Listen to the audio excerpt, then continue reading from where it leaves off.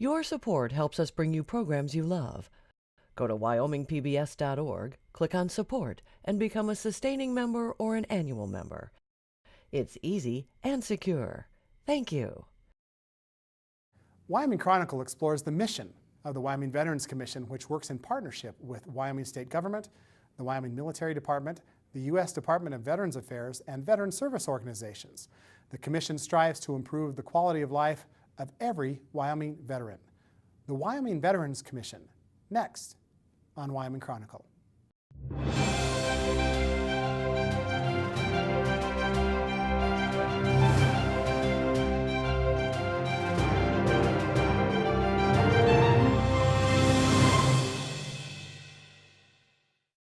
The Wyoming Veterans Commission was established in 1981, and we're pleased to learn more about it. With us is Colonel Larry Barttelbort, Director of the Wyoming Veterans Commission.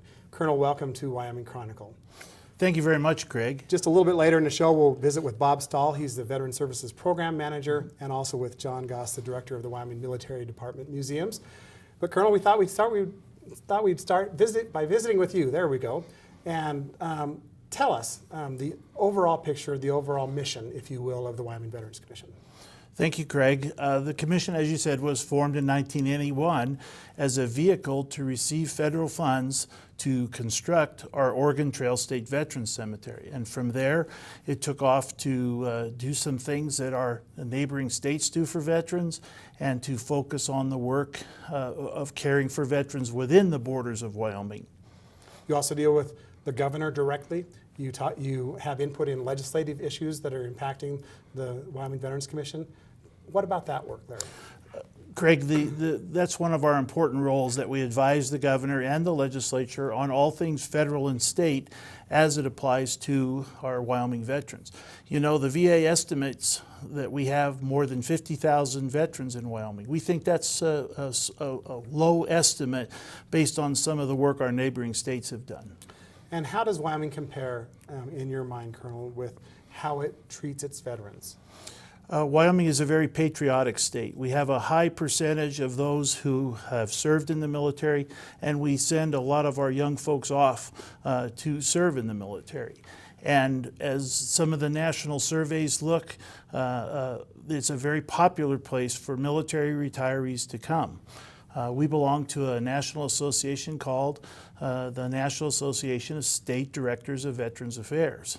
And we spreadsheet all the various benefits that our legislature and our governor has provided for us, and we can kind of compare and contrast how we do. And we think that our veterans' benefits stack up very nicely as compared to our surrounding western states.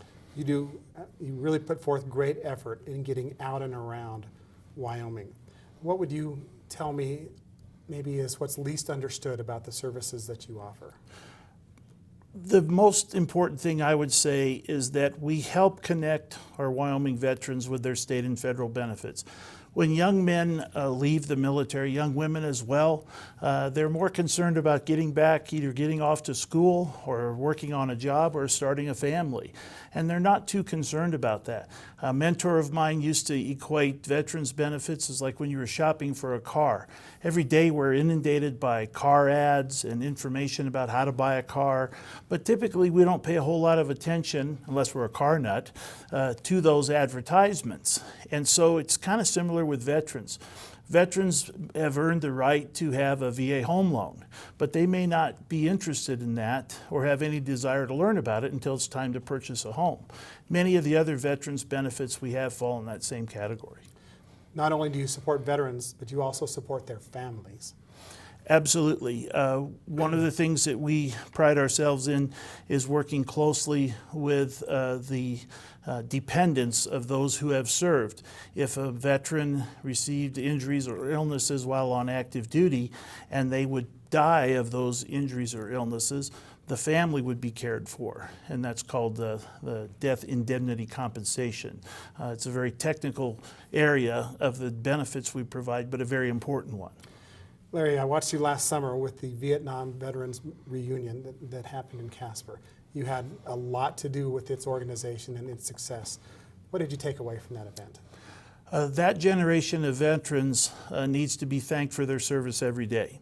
One of the things that's so important, we have more than 16,000 Vietnam veterans in Wyoming, and many of those veterans are responsible for the way we thank our veterans coming home today. They said, never again will a generation of veterans be abandoned. And so when you see the Vietnam veterans standing at the welcome home ceremonies or the departure ceremonies with our governor and our legislators and local officials, I can tell you very clearly that the Vietnam veterans are responsible for those great ceremonies. And Governor Meade spoke at that event, but he has been an integral part in meeting with Wyoming's current servicemen through the National Guard and at other events as well. Very, very visible. He has been. He's been very supportive of the Veterans Commission. It's with the work that we're trying to accomplish through the legislature and through the governor's budget, they've been very supportive. You have some challenges at the Veterans Commission, Colonel. What are those, short-term and long-term? On a short term, the programs that we have in place, it's very important that we look carefully at how they're going to continue to be funded. We know in this time of declining resources, everything's on the table for discussion. And so we'll carefully watch those interim studies that will take place and find the best way to continue to provide benefits in this time of declining resources. Are there issues that legislators themselves may or may not be quite up to speed on that you would like to talk about? Many times as we work with the legislators, you know, the number of folks that we have in the legislature who have served in the military is declining. And so it's even more important that the veterans we have in the military have that opportunity to explain veterans' benefits and explain the sacrifice of military service. You have many key individuals who you serve with, Larry. Talk about some of those key folks. There's some folks that I want to recognize who helped rebuild the Veterans Commission. One of them is our Vice Chairman, Lee Alley of Wheatland. Lee Alley was asked by Governor Freudenthal to serve on the commission, and his vision, along with several others, was very important to helping us rebuild the commission to have the level of services and programs we have today. The other gentleman would be Bob Kraft of Cheyenne. Bob was a long-term department service officer for the VFW, helped us define the service work that we do, and has been a constant mentor to helping us grow and develop the program so we can provide those adequate services. There are veteran cemeteries in Wyoming that I think everyone may not be familiar with. Where are they? Yeah. Absolutely, Craig. We have the Oregon Trail State Veterans Cemetery at Evansville. It's right now our acting director is Darren Brahaney, and we inter our eligible veterans and their dependents there. We're very proud of the cemetery. We've had tremendous support from the state government for upgrades of the roads and the chapel and the facilities. And then we've also received a number of federal grants to continue that work. We have a columbarium so we can place cremains in above ground chambers, and that was built a couple of years ago, and we're about 1/4 full of that columbarium. So we'll be going back to the federal government asking for additional monies. We have about 30 seconds left in this segment, Colonel. If people need more information about the Veterans Commission, what do you tell them?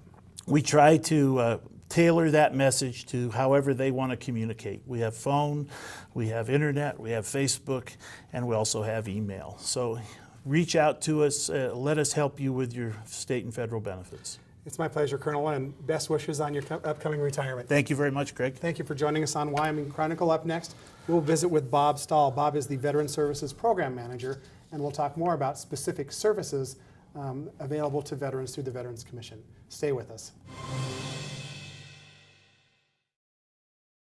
Bob Stall is the Veteran Services Program Manager for the Wyoming Veterans Commission, and Bob joins us now on Wyoming Chronicle. Thanks for joining us, Bob. Well, thanks for having me, Craig. In a word, it sounds like you encourage veterans to access services that are available to them, and that's your task, Bob. Let's go a little bit deeper. Tell us what it is that you do. Well, I'm in charge of all the actual veteran services that we provide throughout the state as far as directly assisting the veterans, which includes supervising the veteran service officers, at least the ones that work for the Wyoming Veterans Commission.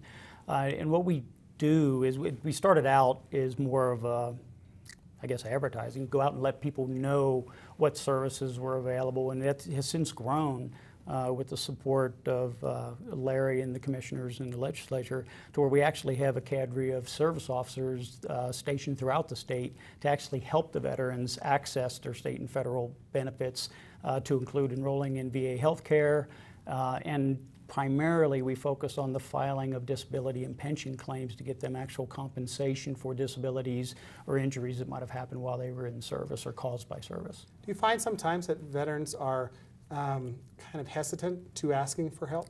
They're very hesitant. Why is that? Well, you look at what a veteran is. It's somebody that has basically volunteered their services, or in some cases drafted back in the day, to provide support for their country and to do a service for someone else. And just the mindset of veterans has always been drilled into us to, you suck it up and you move on. So to them, a lot of times, and the older veterans are some of the worst, that I was just doing my job. You know, nobody promised me anything, so why do I deserve anything? But the truth is, being in the military is very arduous. It can break you down. As you know, we've been at war for 16 years now. Some of these young gentlemen now can attest to that. And somebody needs to take care of that and take responsibility for it, and no more. Just, you know, what was done. So you deal with literally all age groups, maybe World War II vets or Korean War vets or Vietnam vets, clear to current day servicemen who have served in more recent conflicts. We do. The newer veterans are more aware of the services available, so with them it's more focusing on the technical aspect of how do we obtain the benefits, how do we file the paperwork, what evidence, things like that. The older ones, a lot of it is the convincing them that they deserve the benefit, because they don't think they do. And so you have to have those conversations that you've earned this. A good example is hearing. That's the #1 claim with VA is hearing loss and tinnitus. And the family will tell you they can't hear a thing, but you know, it's just life. It's something they gave for their country. But we can help them with that, and they do deserve it. It's there. It's nothing. It's not a. It's a benefit to them. Sure. They've earned it. And you would encourage then families too to really encourage their veteran to ask for assistance. We do. A lot of the outreach and talking that we do when we give speeches and stuff is actually to family members, because it is harder to get the veteran to accept the fact that they need to ask for some help or should get some help. The family members are normally the ones that will edge them on and convince them to do that, especially when you deal with topics like PTSD and things like that. Bob, you talked a little bit ago about veteran service organizations, and there are offices throughout Wyoming. Where are they? The actual veteran service organizations, they're department service officers. Their offices are here in Cheyenne with the VA regional office. The department, or the American Legion, the VFW, and the DAV all have actual offices at the regional office that are staffed with a service officer. And then, you know, they have their organizations throughout the state, their local posts and stuff. And then we have our service officers. We have 7 actual service officers that are stationed throughout the state in permanent offices. And then they also do outreach office time in other locations. The goal is to reach out to everybody. Tri-County Veteran Services has 4 veteran services that work out of their headquarters out of Sweetwater County to cover that area. And the Wyoming Department of Health has a Veteran Services Consultant Coordinator, they call her, up in Buffalo with the Veterans Home that covers up there. But we all work together very closely. We do the same training. We work together on the claims and communicate in order to ensure that all veterans in the state get the same level of service in accessing their benefits. There are some parts of Wyoming where it's clear that some service organizations like VFWs and American Legions do better, and others are really struggling right now. How does that impact the message that you're trying to get out? Well, a lot of the message goes out through them. We communicate to them what they're doing, they communicate to us what we're doing, and that's how we get a lot of the word out, no matter what we're doing within the Veterans Commission for the reunion that you spoke about earlier.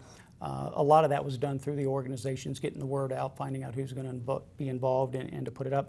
And they do struggle with that because membership, it's stabilized but not what it was. But there's a lack of participation, even if people become members, that the younger generation are not, they don't get out and work together like they did in the old days. It's more online and social things like media that. and et cetera has Which we do a impacted lot of that Sure, too. sure. You talk in your documents that I got to read before the show on how important it is for veterans to get help early, Yes. to not wait. Expand on that a little bit. I preach constantly to, and we try to convince, that's where we go through the family members, to have them start the process if they think something happened to them in service that they need a benefit for health care, to get into the system and start working on it. The worst time, and this is in anything, to start to work on getting help is when it's at critical mass. It's an emergency, and we see that a lot. You know, I knew I should have filed for that years ago, didn't have the time, and now all of a sudden they're in the hospital. They've lost their job. Is it too late then? It's never too late. There's no statutes of limitation on filing claims with the VA or with obtaining health care. We file claims every day on World War II veterans for hearing loss. Now you have to establish the connection for 50, 60, 70 years, but it's never too late to do it. But what we try to encourage people is when you have the time and it's not a hurry, then get it. Because once we make the connection, getting an increase or getting more benefits is much easier than filing an initial claim. So we always try to get them to do it when it's not an emergency. There's somebody who's watching the show right now, and they're thinking of their spouse, or maybe even for themselves. Maybe I should make a call. What should they do? What can they do right now to start getting the help that they need? They should make that call or encourage the veteran to make that call. And we've got several avenues for them. For the most part, we're pretty well known now throughout the state. Most areas, somebody in the family is either going to know who the veteran service officer is in the area, or they're going to know someone who does and ask for it, because we basically live off referrals now. More referrals normally than we can handle. So they can do that. If they don't know, they can go to our website and look on there, and it'll list all the service officers and where they cover and their phone numbers, and I think we've provided a list of those. And those are on our screen for our viewers to see, so we're happy. We do media releases every month on where the service officers will be and how long they're going to be there. Or they could call the 1-800 number that Larry had mentioned earlier, and we always have somebody on call that can refer them to the appropriate officer. Bob, we have about 30 seconds left, but there could be veterans who are new to Wyoming who may not have those connections yet. Same advice? Yes, just reach out.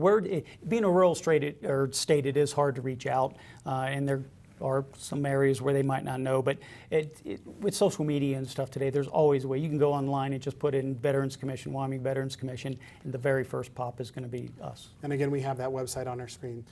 Well, Bob Stall, the Veterans Services Program Manager for the Wyoming Veterans Commission, thank you so much for joining us today on Wyoming Chronicle. Thanks for having me, Craig. And we have one more segment in today's program. We're going to visit with John Goss, who's the Director of Wyoming Military Department Museums, and talk about what I believe is one of Wyoming's great gems, and that's the Wyoming Veterans Museum, which is right near the Casper Airport that many people in Wyoming may not know about.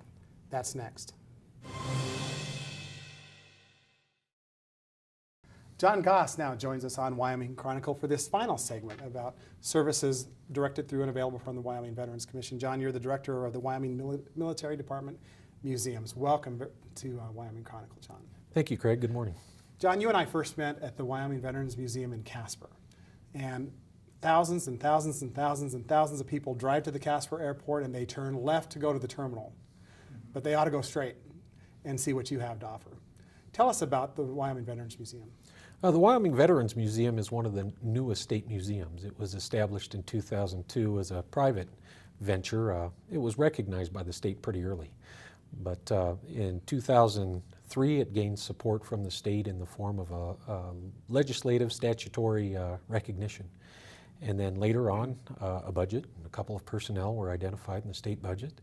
And it wasn't until 2008, when the military department came on board, that those resources were leveraged for the museum, and it really started to gain steam.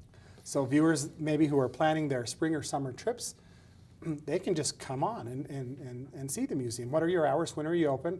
And tell me exactly how you get there. Well, we're located on the grounds of the Natrona County International Airport, which is the old Casper Army Air Base from World War II.